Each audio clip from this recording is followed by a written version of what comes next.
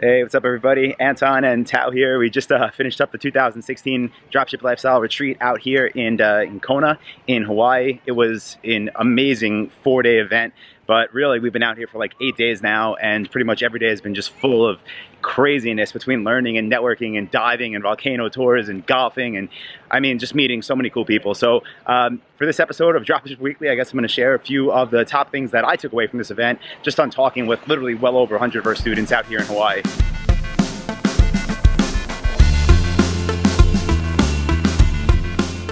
All right, so out of all the talks this year, I'll just share a few key things because I actually learned a lot, and that's what's cool about doing these retreats. I actually speak at them, obviously, but I also get to pick up different tips and tricks from speakers and from students. So let me go through the talks. First, I started things off, and I gave a speech on basically what to do if you want to turn your lifestyle business into an asset that will provide wealth for years and years to come. So not just the kind of business that gives you an extra, $5,000 to $10,000 a month where you can live somewhere like Thailand or maybe somewhere like Central America and just kind of get by while doing whatever it is you want.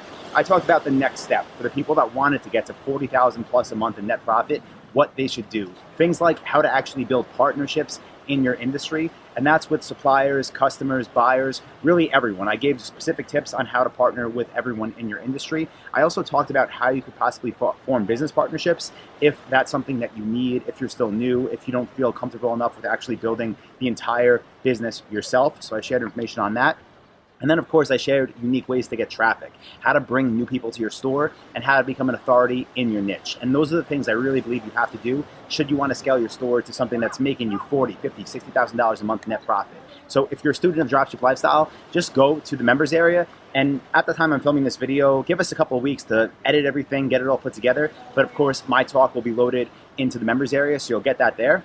After I gave a speech, we had Michael Erickson came on. He's from Search Scientists. You might know him from our AdWords PPC course. He actually spoke at last year's retreat out in Krabi also when we were in Thailand. Came back this year, gave an awesome talk about basically what he's calling the Fast and Furious Guide to Paid Traffic.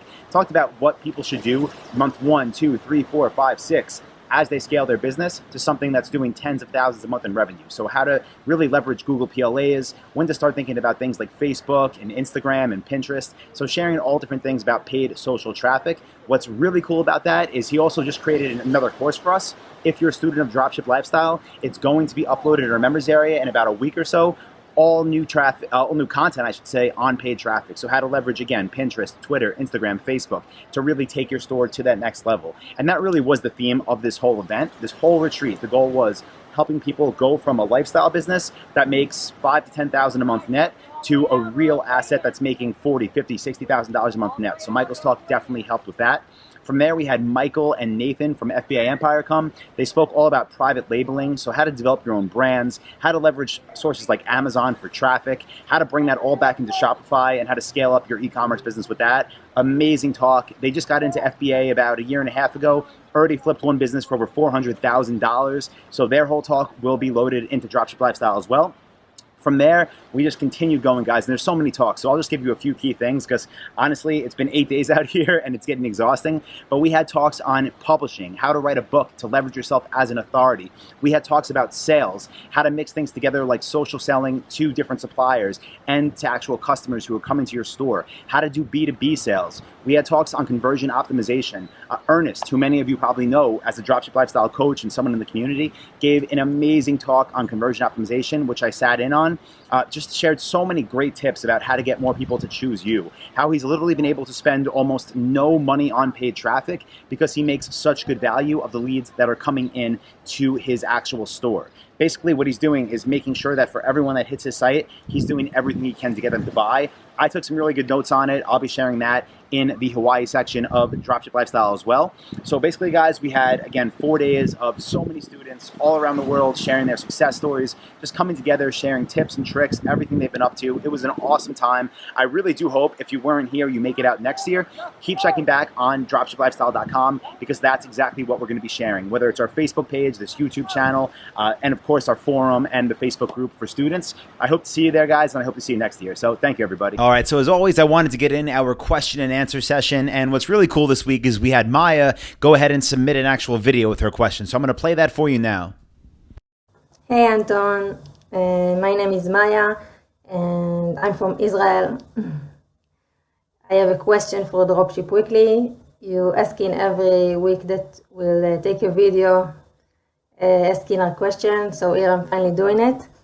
And it's also important that you hear my English, my voice, because my question is related to it. You keep saying how it's important that we contact the supplier by phone, that we contact customers by phone, and I really think it's very important and I want to do it, but I'm not sure that my English is good enough for it. I'm afraid that suppliers will think that, they hear my voice, my accent, they think it's not really an American company like they say it is, and they won't trust me, or even the customers feel the same way. So what do you think I should do? All right, Maya. So first of all, that's a great question, and thank you for actually submitting a video. I really do appreciate it. I think it's a pretty cool way for us to interact. So first thing I would say is I definitely understand why you are concerned. It makes sense. I know English is not your first language. You maybe you're not feeling 100% confident with it, but like other people have said when they replied to your video you posted in our group, the United States is made up of so many immigrants, and honestly, suppliers are not concerned if English is not your first language. That's not what they look for in retailers. What they look for is confidence, and you obviously have that. Just the simple fact that you recorded this video, posted it in our group for everyone to see, you definitely have the confidence, and that's more than enough to get approved. So don't, second guess yourself. Don't try to email suppliers instead. Definitely get on the phone with them, and I'm sure you'll do fine even on the first and second call, but just know what's great about these calls is they are very repetitive, so you're going to really be using the same terminology over and over, and you're only going to get more comfortable and confident with it. So I definitely think you should go for it. Don't try to outsource it. Don't try to email. You're more than capable of getting this done on your own, and that would be my advice to you. Just go ahead and start now making the calls. The other part of your question when dealing with customers and if they can trust the business or not, again, I definitely understand where you're coming from with the concern, but I don't think it's as big of an issue as you think it will be, because you do have the confidence, and again, customers are looking to buy from companies that they feel like they can trust, that they feel like they could be really, confident with, and your confidence will come through on the phone. So I think you'll do just fine. I would go ahead and start making those calls right away. And thank you once again for submitting the video question. I really do appreciate it. So the next question this week comes from Conley, who I met out in Hawaii. Know you're still out there, man. Hope things are going well. Hope the flight home was safe.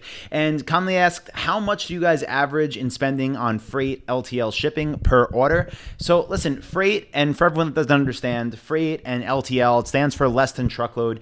This is a way that you ship when the items are too large and too heavy to go with a carrier like UPS or FedEx or DHL. Basically, freight shipping saves money when shipping large and heavy items. So the question is, how much do you average when shipping?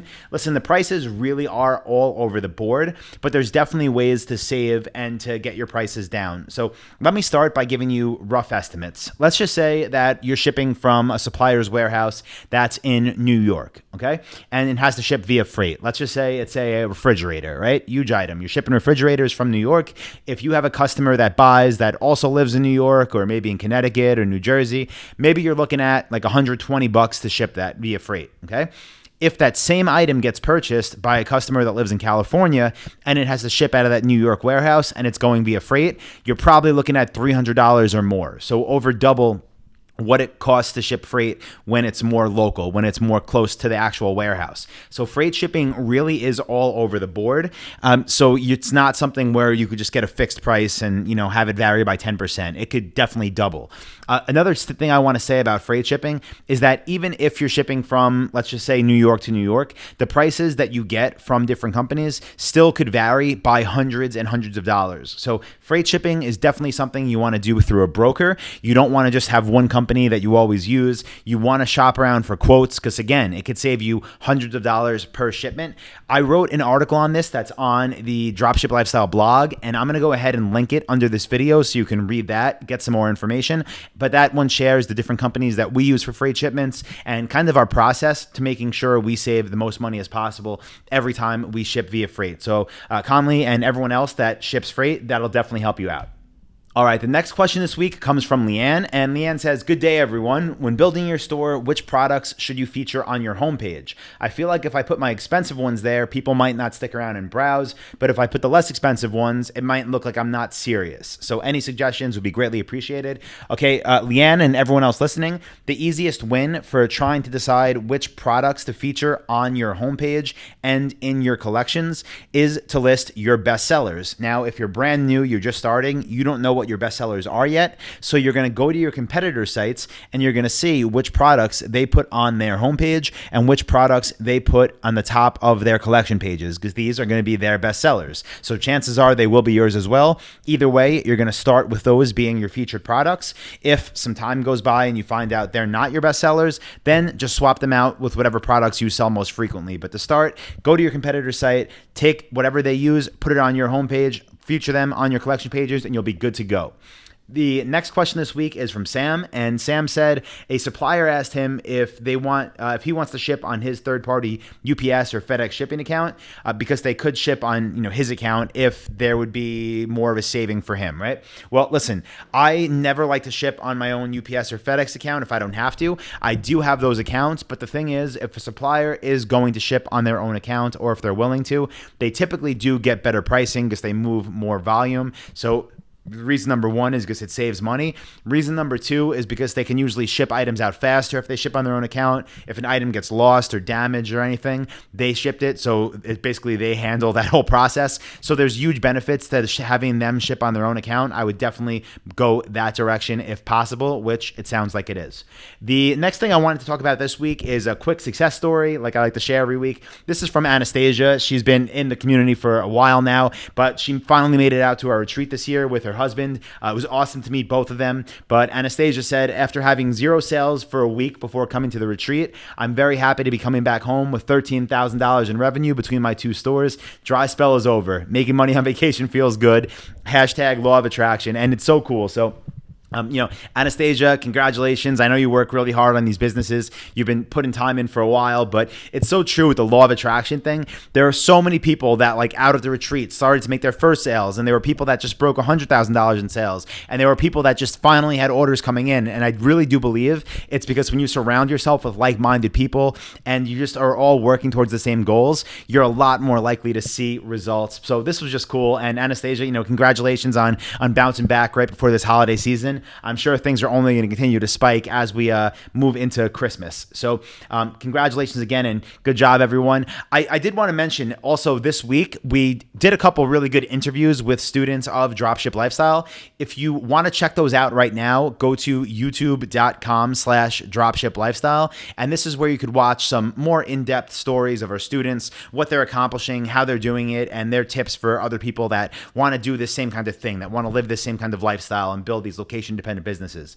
Also, for anyone that's watching this right now, if you're not part of our coaching program yet, we do have paid coaching programs available, but if you're not sure if this is for you or not yet, you've been watching me on YouTube, maybe checking out our Facebook page, maybe you've heard me on podcasts, and you want to see if Dropship Lifestyle is right for you, you should definitely check out our free mini course. It gives you all the basics, gets you into dropshipping, lets you know how this stuff works and what you should do if you want to pursue, again, this type of lifestyle business. So I'll link to that again below this video. And for anyone that got value out of this, please give it a thumbs up or a like and share it if you know anyone that would get value. And definitely continue to ask questions because that's how I continue to make these videos. So guys, it's been a long and exhausting week for me out here in Hawaii. I'm going to take the next few days, take it easy out here in Austin, back in Texas. And I'll be back next week with a new episode of Dropship Weekly. So please do keep the questions coming. If anyone wants to make a video like Maya, I would really appreciate it. And I will talk to you all next week for Dropship Weekly. Oh, and be sure to subscribe on YouTube also because